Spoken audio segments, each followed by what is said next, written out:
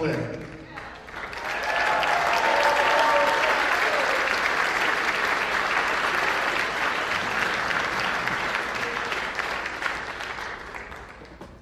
Okay, a couple of things before we get started. Today, most people probably don't know, but it's MIA POW Recognition Day. And what I'd like to do is just take a brief moment of silence to recognize our prisoners of war and those that are missing in action and continue to be missing in action in many cases around the world.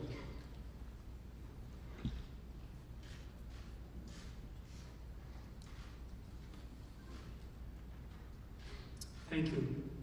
Thank you. And a big round of applause for our POWs and MIAs.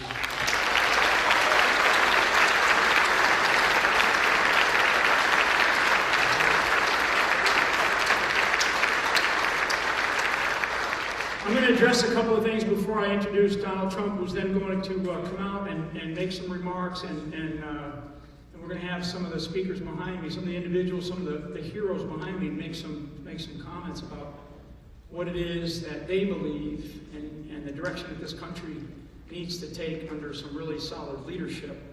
The first thing I want to address is this notion of deplorables.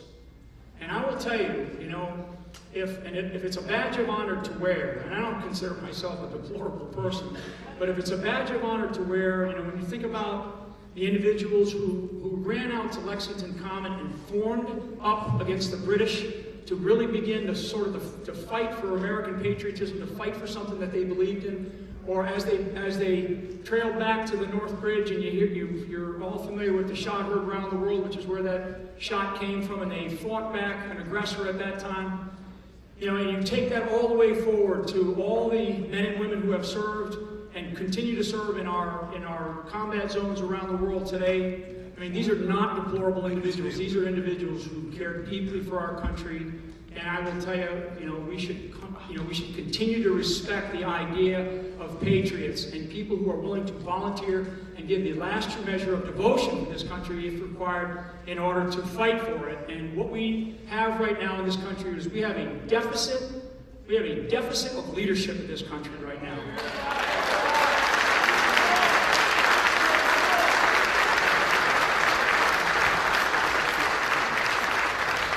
It's a staggering deficit of leadership. Hillary Clinton, she is unfit to be President of the United States and Commander-in-Chief.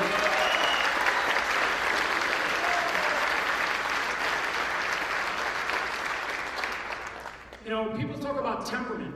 Well, I'm going to tell you, I've known Donald Trump for a while now, and temperament is actually a strength of his because his temperament is a temperament of winning. It's the idea of winning.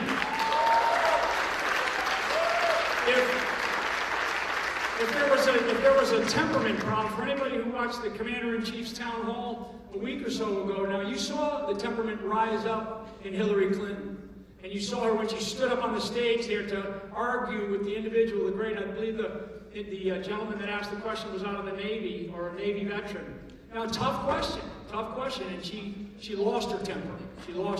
And that's something that I think we have to pay very close attention to. We cannot have that kind of judgment in the White House.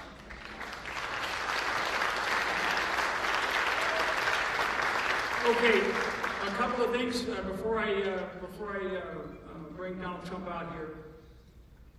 What's represented behind me, and you've seen all these numbers of flag officers, generals, and admirals. Today we sort of rolling out another batch, and their numbers continue to come in. I'm going to tell you that we have 165 flag officers from all walks of life that have stepped up to say we completely support Donald Trump to be the next President of the United States and be the next Commander-in-Chief.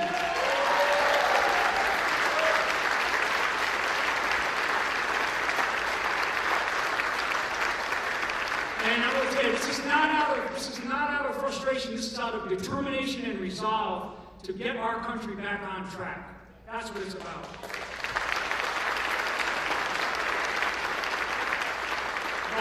Represented behind me, we also have 17 Medal of Honor recipients who have also stood up and said, we support Donald Trump. Unbelievable.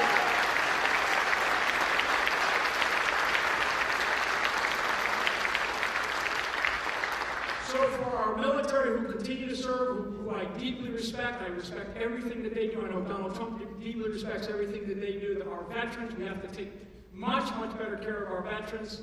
We have our families. Our families remain sort of that silent group out there who are struggling. I'm telling you, we've met with many military families for, over the last couple of weeks now, and particularly our Gold Star families, and I think we have a couple of Gold Star family members represented in here today. We want to make sure that they are not forgotten, that they are taken care of, and that we do everything we can to just cherish everything that they represent for this country. Okay, so with that, ladies and gentlemen, I want to introduce the next President of the United States, Donald Trump.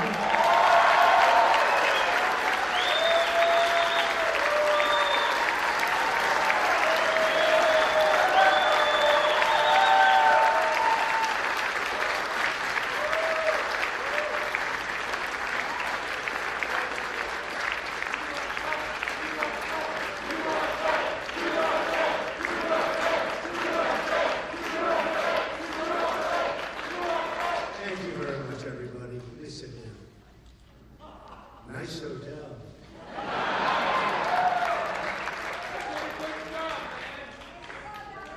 Under budget and ahead of schedule. Now,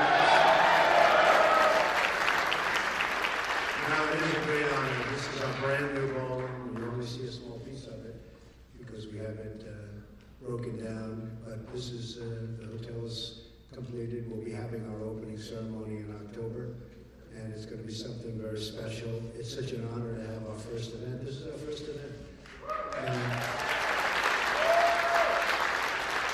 And it's such an honor to have our first event for Medal of Honor winners. I mean, they are the honors. And to get so many endorsements from the Medal of Honor winners is incredible. And I look forward to spending a lot of time.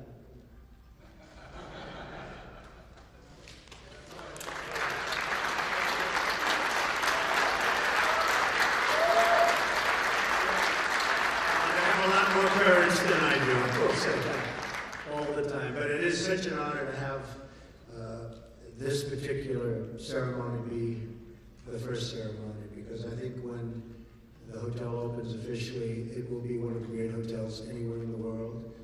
And I want to thank the GSA General Services. They have been spectacular. These are spectacular people. These are tremendously talented people. All of the workers, all of the construction folks, all of the managers, the hotel staff. Amazing, amazing how good our country can do when we want to do it. But we have put in tremendous amounts of work and energy and money. And I really believe, I said this will be the best hotel in Washington. I think it may be one of the great hotels anywhere in the world. That's the way it goes down. So really honored that this is our first event. So I'm pleased to be here this morning with two Medal of Honor recipients and the Six Flags, okay? Six Flag and general officers. We have a tremendous amount of talent here, a lot of generals. And General Kellogg, General Flynn, we have just, the room is stacked with generals and talented people and leaders. I love leaders.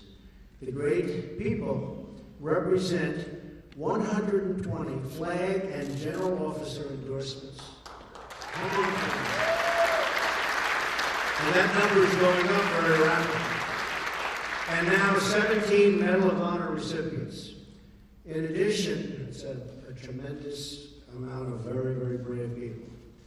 In addition, I'm honored to be joined by the many veterans that are supporting us all throughout the room. Thank you very much for being here.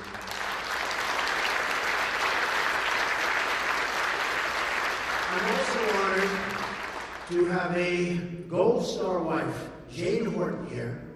And Jane is with us this morning. Jane, where is Jane? Please stand. Thank you, Jane. Thank you.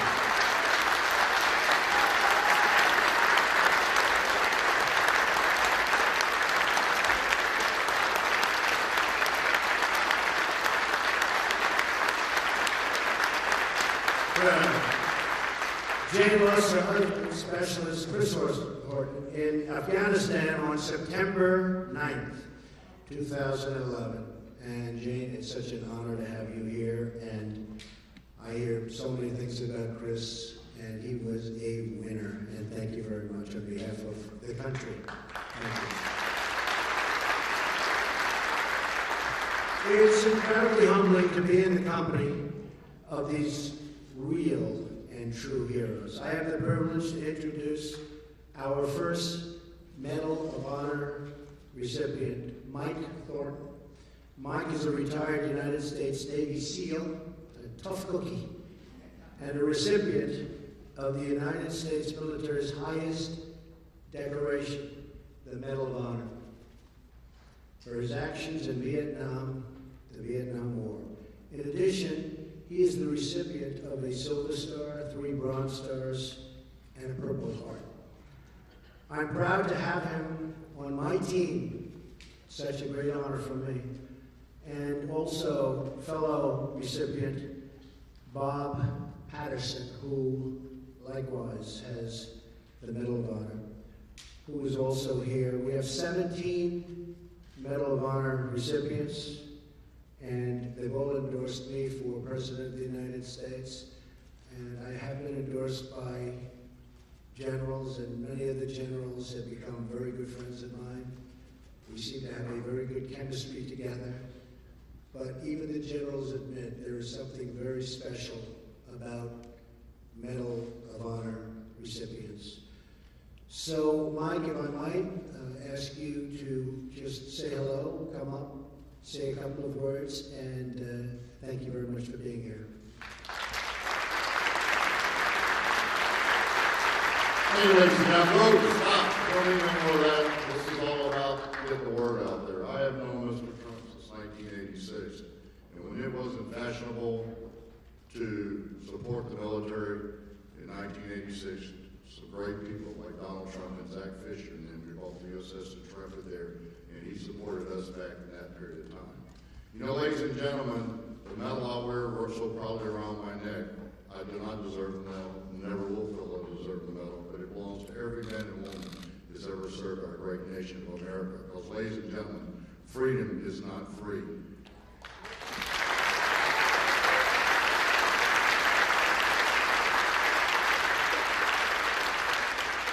Right now, today is the most trying time in my life, which life is very short. I've been around for almost 70 years. But you know, this election means so much. We do not need any more bureaucratic leadership from Washington, D.C. We need true leadership from the top.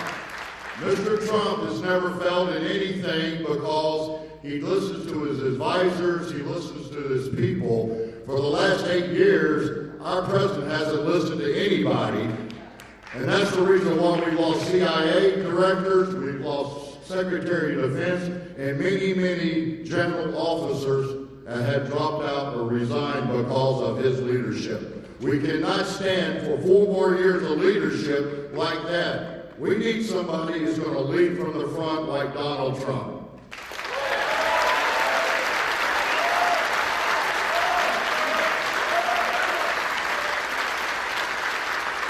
So thank you very much for having us here. God bless you, God bless America, and God bless Donald Trump.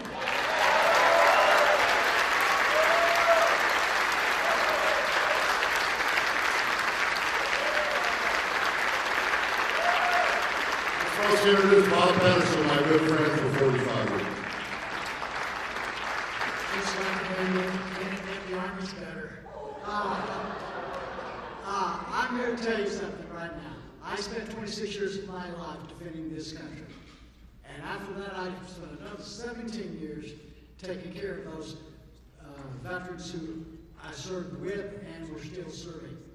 Because I worked for 17 years with the VA before I finally retired. I've watched our country take a complete turnaround from where it was. We used to be the shining star of the hill. And we're getting dimmer and dimmer and dimmer. And it's all because of all of the bureaucrats here in Washington, D.C. And it's time we send somebody to Washington that knows how to say, "You're fired."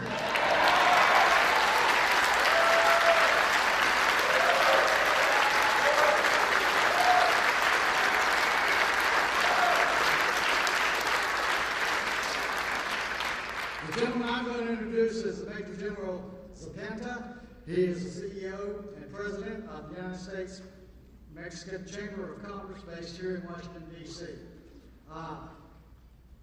He's held service on served on many commissions under Presidents Nixon, Ford, Reagan, and both the Bushes. General Zapata entered the military in 1964, and he has numerous awards and decorations, including Silver Star, 5 Bronze Stars, with V for Valor and Purple Heart.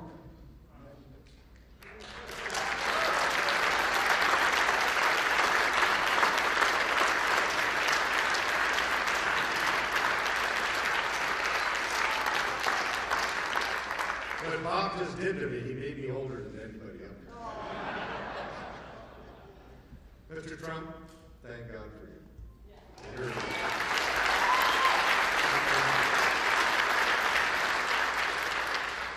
You know, being a Vietnam veteran and serving all the way through the Iraq and Afghanistan war of the Department of Defense as the chairman of the Reserve Forces Policy Board, for half of the military that we deployed to that region 15 years ago, and we're still there. We're National Guard reserves. And when they came home, they couldn't use the VA because they were not veterans, because they were still part of their reserve and National Guard unit. I know the next President of the United States, Donald Trump, will fix that.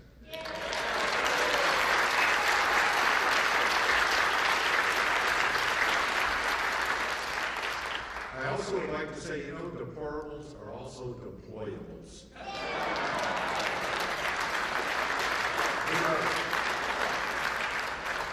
Ladies and gentlemen, it is an honor for me to be here in supporting the next President of the United States, who will lead from the front, who has the kind of leadership that we need, and is not afraid to make that decision. Ladies and gentlemen, I'm really honored to be with Donald Trump, and I'm all with you.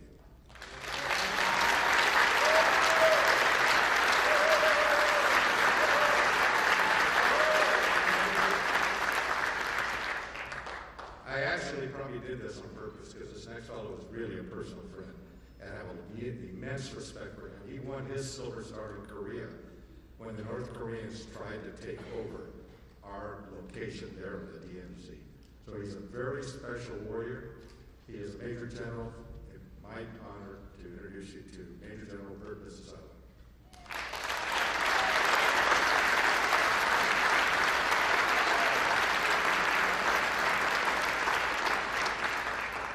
Thank you, Al. We do go way back. I don't really go back to the Korean War, but that's indeed where I awarded the Silver Star. After 40 years of serving this nation in uniform and 4 combat deployments, I've become convinced that our nation needs a multidisciplinary interagency approach to defeat our enemies and to secure the long-term fruits of victory. In essence, what we need is some fresh thinking, innovative approaches, and strong leadership. It's been my privilege to have spent some quality time with Mr. Trump on and off the campaign trail over the past few months. And I have been extremely impressed with this gentleman's stamina. And if any of you were privy to his schedule, you would be totally amazed at what he has been able to do.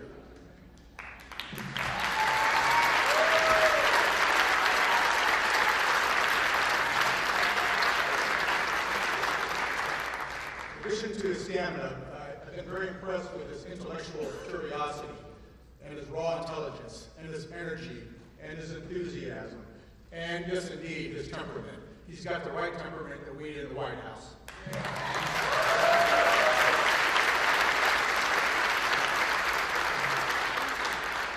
But the thing that I've been most impressed with is his absolute love for the men and women in uniform and the support he's going to give them from the White House.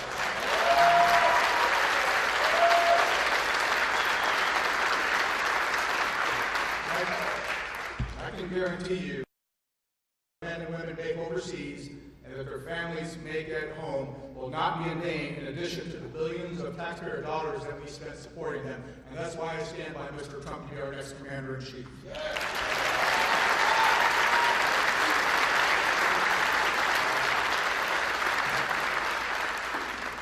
Now it's my pleasure to introduce fellow comrade at arms, Admiral Don Warren. He's a Naval Academy graduate in the class of '74. He commanded a guided missile frigate, a destroyer squadron. He was an executive assistant to our naval commander of Naval Forces Europe, and he ended a brilliant career as a deputy director for strategic plans and policy, and he covered Russia, Africa, and NATO. So, my pleasure.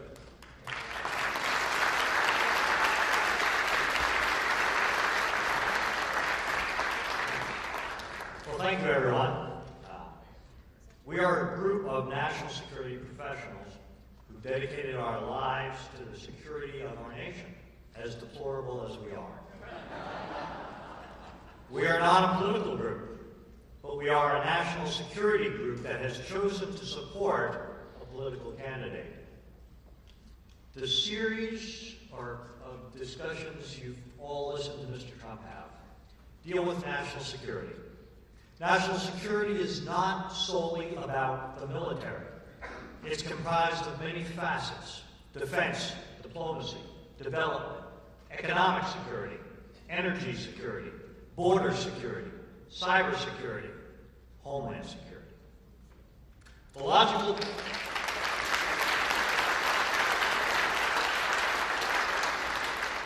logical policy presentations that Mr. Trump has delivered over the last few weeks lay out a sound strategic approach to providing the security of the nation and the security of all Americans. These policies comprise a holistic approach to addressing the complex facets of national security in a complex and extremely dangerous international world.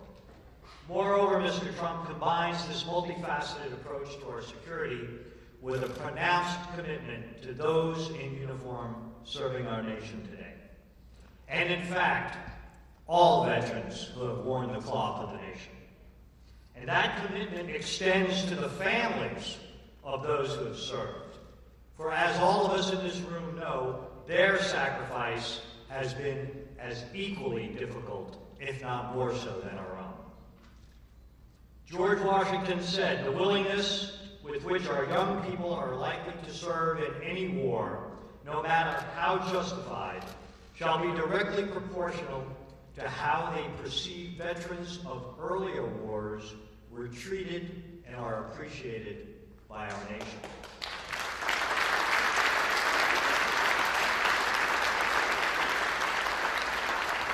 Mr. Trump has embraced those words of our first president. Mr. Trump has also shown an extreme dedication to those that have shouldered the wounds of battle in the service to our nation, and we have several of those people with us today. And he has committed himself to the words of President Abraham Lincoln, words that are emblazoned in the motto of our Department of Veterans Affairs: to care for him who shall have borne the battle and for his widow and orphan. This is why all of us here are assembled to support Donald Trump for president. We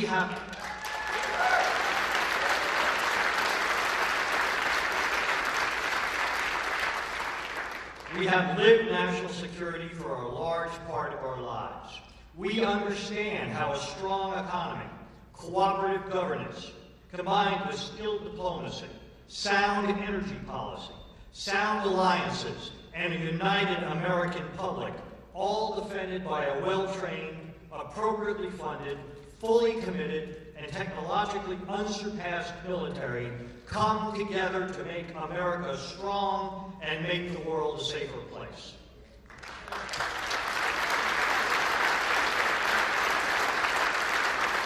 And finally,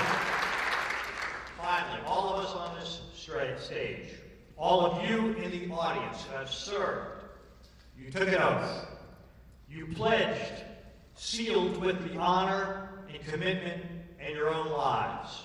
An oath not solely to our country, not to our flag, not to a chain of command, or not to a commander-in-chief, but an oath to a piece of paper, a piece of parchment upon which is written those ideals in which we believe, those values that define us as a nation, those very virtues that those who have served before us defended with their lives. An oath to defend the Constitution of the United States from all enemies, foreign and domestic, and to bear true faith and allegiance to that Constitution. To form a more perfect union, to establish justice, to ensure domestic tranquility, to provide for the common defense, to promote the general welfare, and to secure the blessings of liberty to ourselves and our posterity. That oath is important to all of us here today.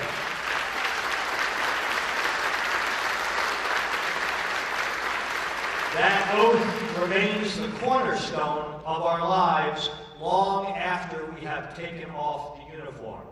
That oath is important to Donald Trump. And he, in fact, will take that very same oath on January 20th, 2017.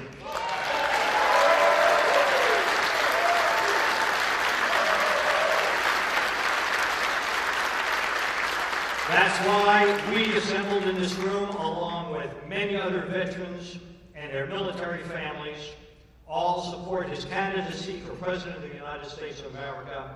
Together, we will all make America great again.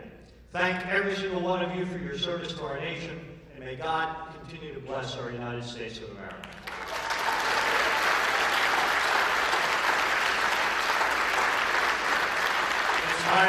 It's my pleasure now to introduce Lieutenant General Tom McInerney, a West Point graduate, but we won't hold that against him. Commissioned as second lieutenant in the Army, he then joined the Air Force, completed pilot training, and went on to a long, distinguished military career, including Assistant Vice Chief of Staff, Headquarters, U.S. Air Force. His awards are numerous, including the Distinguished Service Medal, the Defense Superior Service Medal, Legion of Merit, Distinguished Flying Cross, Bronze Star, a true good American hero, Tom McInerney.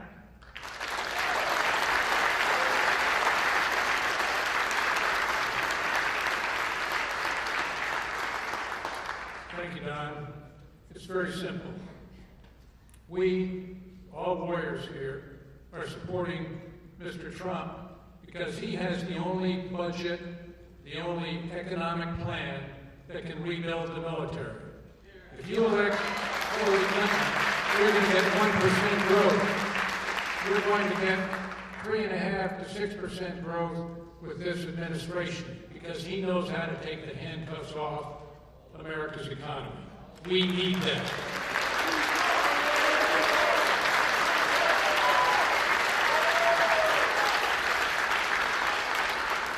Make it very clear to the American people there is only one candidate that can rebuild the United States military and make us great again.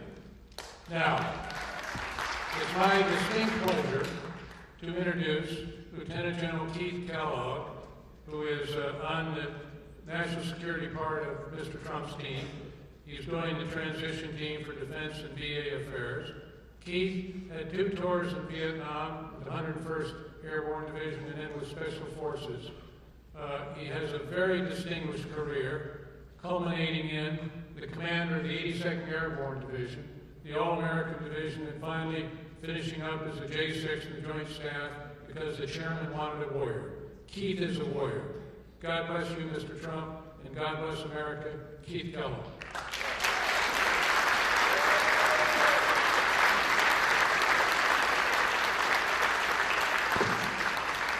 Thank you, and I'm honored to be on the stage today with these great Americans, 2 Medal of Honor winners, 2 of 17 who in the past week have endorsed Mr. Trump to be our Commander-in-Chief.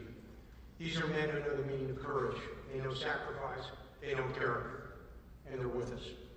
And I also want to identify again, as Mr. Trump said earlier, Mrs. Jane Horton, the Gold Star wife, Chris Wood. Chris was a great young sniper with the 45th Infantry Division, the Thunderbirds of Oklahoma, and God bless you, and God bless what he has done as well. And to be these great veterans behind you who have served our nation so well. You know, we started last week, just last week, there were 88 who signed. We're over 165 today.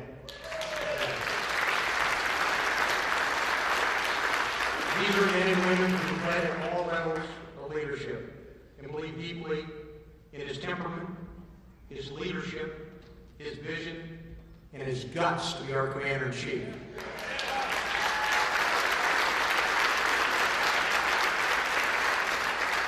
For those of you watching, let me tell you a little bit about the people who support him, the people behind me, and the people who are not here, and to the millions of Americans who hopefully are watching. These are commanders who fought in Afghanistan. They fought in Iraq. They fought in Mogadishu. They fought in Panama. We have leaders who've been wounded fighting for this nation. We have leaders who've hunted down Saddam Hussein. And one of the commanders we have on our team hunted down and killed Pablo Escobar, the Colombian drug lord. We're in the middle of a change election. It's really quite simple. To those of you here today, to those of you listening out there, to those of you watching, if you want to keep the status quo with all its failures and promises more of the same, then you know where you can go. Or if you want to move forward with courage, be what we can be, what we should be, and what we will be, then you will elect Donald Trump to be President of the United States of America.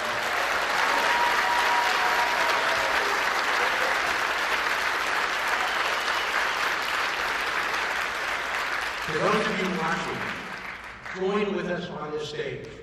Join those millions who've already stood with us in the past months to carry this man, and with him, our nation, to victory on 8 November. God bless you and thank you.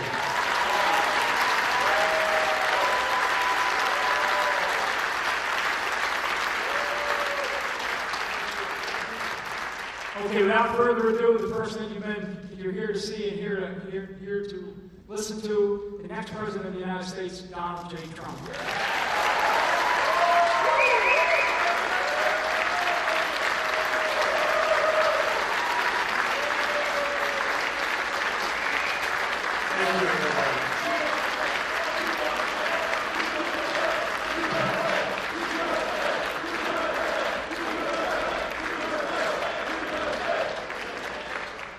Thank you, everybody. Please sit down. Thank you. This is such an amazing honor. And the difference is we want to all get back to work, whether it's building our military or building our country. We have to get back to work. We have a lot of work to do. We've been very much left behind. Speaking with the admirals and the generals and all of the military people, we talk about the word depletion. The military has been so badly treated in terms of its equipment and the money being spent. And this is a time where we need our military perhaps more than ever. When you look at the number of ships, you look at the number of military personnel, you look at the numbers are setting records for all-time lows. We can't have that. There's a world out there, and it's not nice to say, but there are a lot of very, very evil people heading up some potentially very strong countries. We have to be prepared. We have to keep our country so great and so strong. And that's why to have all of the support from so many generals, so many admirals, people I respect so much. They're smart, they're tough, they know what's happening. And I believe in them totally, and that's why the fact that they believe in me is one of the great honors of my life. So I want to thank everybody.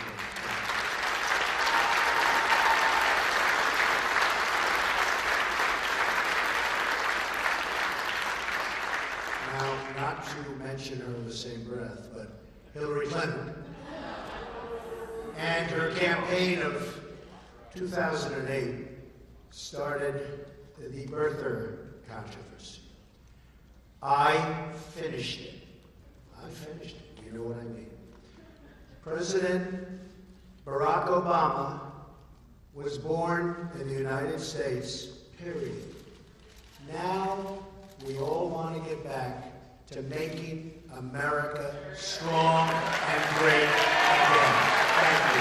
Thank you very much. Thank you, everyone. Thank you.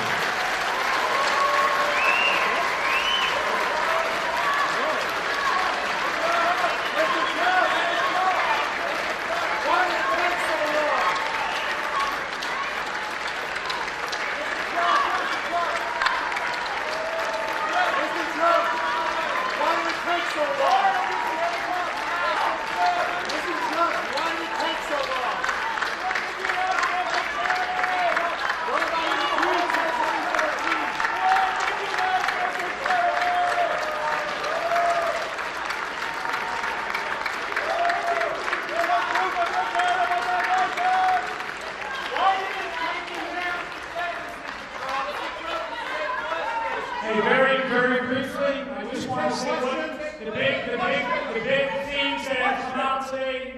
So what you heard today, first, we want to deeply thank all of our military men and women who continue to serve this great country.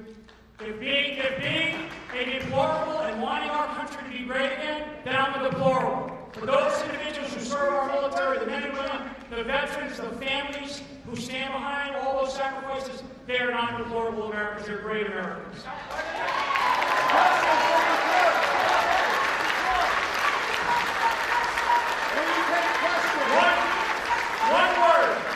One word came out today in the theme of what you just witnessed. One word came out is leadership. We need leadership desperately in this country.